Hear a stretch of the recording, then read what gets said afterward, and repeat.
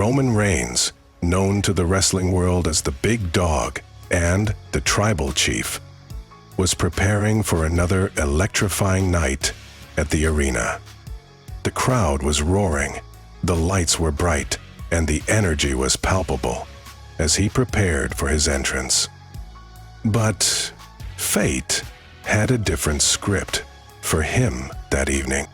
After his match, as he was leaving the venue, lost in thought about his next move in the ring, Roman took a wrong turn. The backstage area was a labyrinth of corridors and doors, and in his distraction, he missed a step on a poorly lit staircase. With a yelp, he tumbled down, his body rolling awkwardly until he came to a stop at the bottom, his head hitting the last step with a dull thud. The world went black. When Roman opened his eyes, the first thing he noticed was not the pain from the fall, but the unfamiliarity of his surroundings. He was no longer in the dimly lit, concrete corridors of the arena.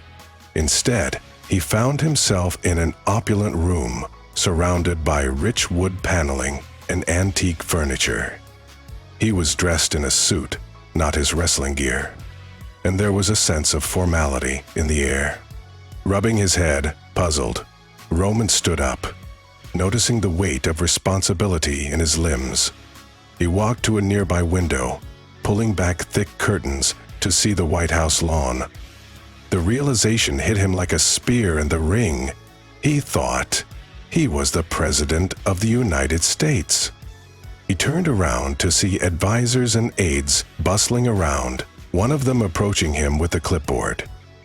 "Mr. President, we need your decision on the new healthcare bill," the aide said, looking at him with urgency. Roman, still dazed, played along, his wrestling persona taking over. "Yeah, I'll look over that," he said, his voice carrying the commanding tone he used in the ring, but laced with confusion. He sat behind the resolute desk, flipping through documents, his mind racing between disbelief and this new, surreal reality. Days went by, and Roman, or rather, the man who thought he was President Reigns, began to handle the duties with a peculiar mix of wrestling bravado and genuine concern for the country. He made decisions based on what he thought was right, often using phrases like "acknowledge your tribal chief" in cabinet meetings, leaving his staff bewildered, yet somehow charmed by his unique leadership style. However, the illusion was shattered one evening when he was watching a wrestling event on TV. He saw himself, the real Roman Reigns, entering the ring. The shock was profound, the reality crashing down like a steel cage match. Realizing he had been living in a dream, or perhaps a concussion-induced hallucination, he called for help. Medical professionals soon clarified the situation. A severe concussion from his fall had led to this fantastical episode.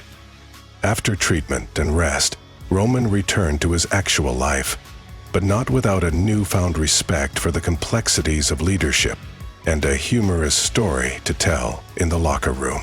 From that day forward, whenever someone asked him about his ambitions outside wrestling, Roman would laugh and say, "I've already been president in my mind. That's enough for me." And in the WWE, he continued to reign supreme, but with a little more caution around stairs.